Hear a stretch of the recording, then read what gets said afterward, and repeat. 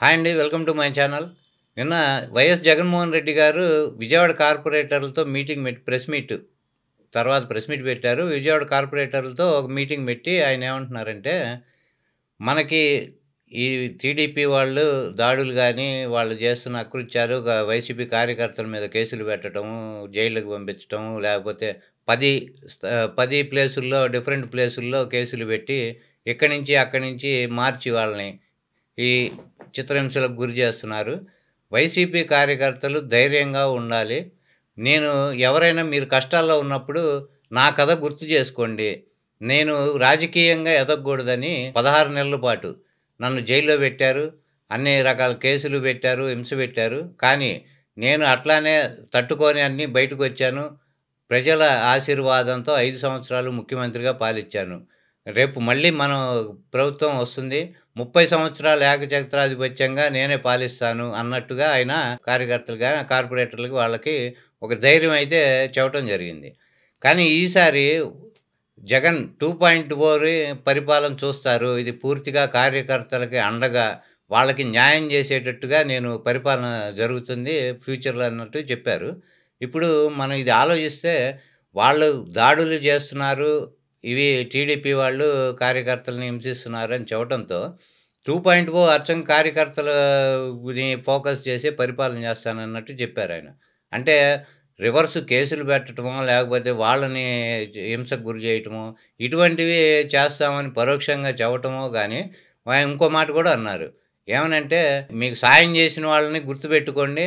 మీకు హాని చేసిన వాళ్ళని కూడా ఇద్దరిని గుర్తుపెట్టుకోండి" అని చెప్పారు. అంటే వాళ్ళు సాయం చేసిన వాళ్ళకి గూడా ప్రయోజనం చేకూరుస్తాము. అలానే ఎవరైతే వీళ్ళని ఇప్పుడు హింసలకు గురి చేస్తున్నారో, వాళ్ళని గూడా మనం అట్లానే వాళ్ళ పట్ల గూడా మనం ప్రవర్తిస్తాం అన్నట్టుగా ఇండైరెక్ట్‌గా చెప్పారు. పూర్తిగా ఇంతకుముందు మనం జూస్తే కార్యకర్తల్ని పట్టించుకోకుండా గత 5 సంవత్సరాలు పరిపాలన చేశారనే విమర్శలైతే బాగా వచ్చినాయి. అలానే కార్యకర్తలకు గూడా వాళ్ళల్లో వాళ్ళు గూడా వాళ్ళ అంతర్మథనం ఏందంటే, కార్యకర్తలకి అసలు డైరెక్ట్‌గా యాక్సెస్ లేదు. జగన్మోహన్ రెడ్డిని ఎవరినైనా వెళ్లి కలవటానికి గూడా లేకుండా చేశారు. మధ్యలో ఈ కోటరీ వీళ్ళందరూ చుట్టూ ఏర్పడి ఆయనకి డైరెక్ట్‌గా కాంటాక్ట్ లేకుండా చేశారు కార్యకర్త అనే వాళ్ళకనేది వీళ్ళకి గూడా చాలా బాధ పడిన సందర్భాలు మనం ఉన్నాము. కొంతమంది బాహాటంగా చెప్పారు. ఓడిపోయిన తర్వాత చాలామంది సోషల్ మీడియాలో గూడా బహిరంగంగానే వాళ్ళు పోస్ట్ చేయటం జరిగింది. జగన్ నీ గురించి మేము పార్టీలో ఉన్నాము. మధ్యలో ఈ కోటరీ లేకుండా మనకి డైరెక్ట్‌గా యాక్సెస్ ఉండేట్టు ఉండాలి అని. ఇప్పుడు ఎవరో అన్నట్టు దేశానికి పల్లెలే పట్టుగొమ్మలన్నట్టు ఏ పార్టీకైనా గాని కార్యకర్తలే పట్టుగొమ్మలు. కార్యకర్తల్ని విస్మరిస్తే జరిగే పరిణామాలు ఎలా ఉంటాయనేది జగన్మోహన్ రెడ్డి గారికి, ఆయనకి అనుభవంలోకి వచ్చినట్టు మనం అనుకోవాలి. లేదా ఎవరు ఇవన్నీ విన్న తర్వాత, ఇవన్నీ చూసిన తర్వాత గాని ఆయనకి తత్వం బోధపడలేదు అనేది గూడా అనుకోవాలి. కానీ ఆంధ్రప్రదేశ్ రాజకీయాలు చూస్తే మనం, ఇప్పుడు టీడీపీ వాళ్ళు రాగానే ఒక రెడ్ బుక్ రాజ్యాంగం అని జెప్పి అదొకటి తీసి కార్యకర్తల్ని హింసించటం గాని, కేసులు పెట్టడం, కొన్ని చోట్ల కార్యకర్తల్ని హత్యలు అవి గూడా జరిగినాయి. ఇప్పుడు next in case Jaganmohan Reddy గారు మళ్ళీ సీఎం అయితే, మళ్ళీ మేము అదే పరిపాలన జేస్తాము. టీడీపీ వాళ్ళని ఎవరైతే ఇప్పుడు ఇట్లా దుర్మార్గంగా ప్రవర్తిస్తున్నారో, వాళ్ళందరి పేర్లు గూడా రాసుకొని, మేము అదే పని జేస్తాం. అంటే ఇక్కడ అభివృద్ధి అనేది కుంటుపడే అవకాశం ఉంది. ఈ రకంగా కక్ష రాజకీయాలు చేసుకుంటూ ఒకళ్ళనొకళ్ళు ఈ రకంగా ముందుకు పోతే, ఈ అభివృద్ధి అనేది రాష్ట్రంలో ఎక్కడ జరిగే పరిస్థితి అయితే కనబడదు. ఇప్పుడు ఎలా ఉందో ఎక్కడేసిన గొంగళి అక్కడే ఉన్నట్టు మనకి తెలుస్తుంది. అలా ఉంటే ఇక వీళ్ళెందుకు, వాళ్ళెందుకు ఇదేందంటే వీళ్ళొస్తే వాళ్ళని, వాళ్ళొస్తే వీళ్ళని కక్షలు సాధించుకోవటానికే జనం అధికారం ఇచ్చినట్టు ఉంటుంది. ఇలా కాకుండా ఎవరికి వాళ్ళు ఇప్పటికైనా టీడీపీ వాళ్ళు రెడ్ బుక్ రాజ్యాంగం పక్కన పెట్టి, అంబేద్కర్ రాసిన రాజ్యాంగం ప్రకారం గనక పరిపాలన సాగిస్తే, అది ఒక రకంగా మంచి జరుగుతుందనేది అందరూ అనుకోవాలి. టీడీపీ వాళ్ళు ముఖ్యంగా తెలుసుకొని దాన్ని బట్టి పోవాలి. ఎందుకంటే ఇవాళ కార్యకర్తలే మీకు నాయకులెవరు దీనిలో నష్టపోరు. కార్యకర్తలే నష్టపోతారు ఎక్కడైనా. ఈ కక్ష రాజకీయాల వల్ల లో క్యాడర్‌లో ఉన్న కార్యకర్తలకే వాళ్ళు ఇబ్బందులు గురి చేస్తారు. కార్యకర్తలు ఇబ్బందులు పడతారు. వాళ్ళ కుటుంబాలు గూడా రోడ్డున పడే పరిస్థితి ఉంటుంది.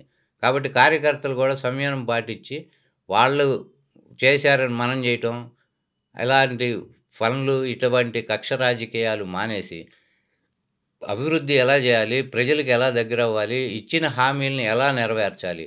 అనేది ఆలోచించుకొని, ఇప్పుడు చంద్రబాబు నాయుడు సంపద సృష్టించి హామీలన్నీ నెరవేరుస్తాను అని బాహటంగా అన్ని బహిరంగ సభల్లోనూ మొన్న ఎలక్షన్‌ల ముందు చెప్పటం జరిగింది. కానీ ఇప్పుడు వరకు చూస్తే మొన్న రీసెంట్‌గా ప్రెస్ మీట్‌లో ఆయనేమన్నారంటే, "ఇవన్నీ ఇవ్వలేము ఇప్పుడు. మా బడ్జెట్ లేదు అసలు. నీదే అంతా ఖజానా ఖాళీగుంది. చూస్తే భయమేస్తుంది" అన్నట్టు మాట్లాడారు. అంటే ఇప్పుడు ఇచ్చిన హామీలన్నీ గాలిలో కలిపేస్తున్నానని ఆయన డైరెక్ట్‌గా చెప్పేయటం జరిగింది.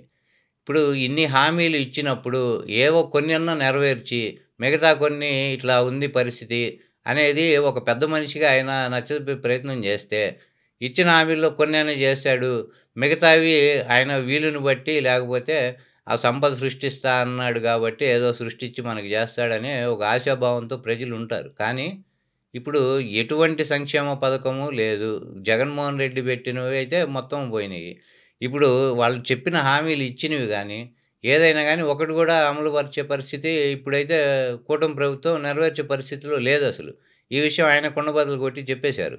అసెంబ్లీ సాక్షిగా జెప్పారు. మొన్న ప్రెస్ మీట్‌లో గూడా జెప్పారు. ఈ పరిస్థితుల్లో అభివృద్ధి ఎలా చేయాలి? ఇప్పుడు అప్పులు తేవడాన్ని ఆల్రెడీ ఇప్పుడు ఈ 8 నెలల్లోనే ఓ 1,26,00,000 దాకా వేల కోట్ల అప్పులు తీసుకొచ్చారు అనేది ఒకటైతే ఉంది. ఈ తక్కువ టైంలోని ఇన్ని వేల కోట్లు 1,26,00,000 అప్పు తెచ్చిన తర్వాత, ఇక రాబోయే 4 సంవత్సరాల్లో ఇంకెంత అప్పు జేస్తారు? రాష్ట్రం మీద ఎంత భారం పడుతుంది? సగటున తలసరి ఒక్కొక్క మనిషికి ఎంత అప్పు అనేది పెరుగుతుందనేది ఒకసారి ఆలోచించుకొని, దాన్ని బట్టి ఇంత అనుభవం ఉంది గాబట్టి ఆయనకి, సంపద ఎలా సృష్టించాలి అనేది ఆయనే సృష్టిస్తా అని చెప్పారు గాబట్టి, సంపద సృష్టించే ప్రయత్నంలో ఉంటే ఇంకా బావుంటుంది. ఈ సంపద ఎలా సృష్టించాలనేది ఎవరైనా వచ్చి నాకు చెవిలో చెబితే బావుంటుందని గూడా మొన్న ఆయన ఒక రకమైన వ్యంగ్యంగా అనటం జరిగింది. సంపద సృష్టిస్తా అని ఈయనే జెప్పినప్పుడు, వీళ్ళు కూటమి పెద్దలంతా కలుసుకొని మాట్లాడుకొని హామీలు, మేనిఫెస్టో రిలీజ్ జేసినప్పుడు, ఎవడో వచ్చి చెవులో ఎందుకు చెబుతారు మనకి సంపద సృష్టికి? అప్పుడు ఈయన ఒక పని జేయాలి. చంద్రబాబు నాయుడు గారు మనకి కర్ణయక్షిణి అని ఒక విద్యుంది పాతకాలంలో. మరది వర్కౌట్ అయితే గనక ఈయన కర్ణయక్షిణి జేసి, ఆ యక్షిణి ద్వారా ఈయన చెవులో అటువంటివేమన్నా సంపద సృష్టించటానికి ఎటువంటి ఇవున్నాయో, ఆ యక్షిణి సాధన జేసి, దాని చేత చెప్పించుకొని, తద్వారా ఈయన సంపద సృష్టి జేసి పెట్టుకోవాలి. ఇంతకు మించి వేరే మార్గం అయితే ప్రస్తుతం రాష్ట్రానికైతే ఉండే పరిస్థితి లేదు. ఇక ప్రత్యేక హోదా అనేది గాలికొదిలేసిన అంశం. అది మర్చిపోవాల్సిన అంశం అందరూ. ఇగ అట్లానే వైజాగ్ స్టీల్ ప్లాంటు. దాన్ని ప్రైవేట్ పరం చేస్తున్నా గానీ, అక్కడ ఆస్తులు అమ్ముతున్నా గానీ, నిరోధించలేని నిస్సహాయ స్థితిలో చంద్రబాబు నాయుడు గారి గవర్నమెంట్ ఉంది. ఈ అంశాలన్నీ మనం దృష్టిలో పెట్టుకొని, కక్ష రాజకీయాల్ని పక్కన పెట్టి, జగన్మోహన్ రెడ్డి గారు గూడా ఈ విషయాన్ని ఒకసారి పునరాలోచన చేసి, రాజ్యాంగం ఎలా ఉందో రాజ్యాంగబద్ధంగా పరిపాలన మానేసి, ఒకటి రెడ్ బుక్కు, ఒకడేమో ఇంకో బుక్కు రాసుకుంటూ, కక్ష సాధింపు చర్యలను, ఆ రాజకీయాలు మానేసి, ప్రజలకి ఏ వరకు సేవ చేయగలం, వాళ్ళని ఏ విధంగా వాళ్ళ అభివృద్ధికి తోడ్పడగలము, అలానే రాష్ట్ర అభివృద్ధికి ఏం జేయాలి, ప్రతిపక్షాల సహకారంతో గూడా రాష్ట్ర అభివృద్ధి సాధ్యమవుతుంది. గతంలో మనకి ఒక 60స్, 70స్ టైంలో ఉండే నాయకులు నిర్మాణాత్మకమైన ప్రతిపక్షంగా వ్యవహరించేవాళ్ళు. వాళ్ళు ప్రభుత్వానికి వాళ్ళకి తోచిన సలహాలు ఇచ్చేవాళ్ళు. అభివృద్ధికి ఏమేం జేయాలి? ప్రజలకి ఎలా దగ్గరవ్వాలి? అభివృద్ధికి సంపద ఎలా సృష్టించుకోవాలో, లేకపోతే ప్రజల మీద భారం పడకుండా ఏ రకంగా పరిపాలన జేయాలనేది వీళ్ళు గూడా చెప్పటము, నిర్మాణాత్మకంగా వాళ్ళ ప్రతిపక్ష పాత్ర పోషించడం జరిగేది. ఇప్పుడున్న పరిస్థితుల్లో అది లేదు గాబట్టి, ఏ రాష్ట్రం జూసుకున్నా ఇప్పుడు అలానే ఉంది. ఒకళ్ళ మీద ఒకళ్ళు దుమ్మెత్తి పోసుకోవటం. ఈ పరిస్థితుల్లో ఆంధ్రప్రదేశ్ ప్రజలు వాస్తవాలు గమనిస్తూ ఉన్నారు.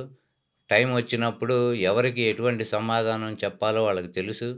కాబట్టి అందరూ జాగ్రత్తగా వాళ్ళకు వచ్చిన అవకాశాన్ని సద్వినియోగం చేసుకొని, 10 కాలాలు చిరస్థాయిగా నిలిచిపోయే పరిపాలన అందించాలని కోరుకుందాం. జై హింద్.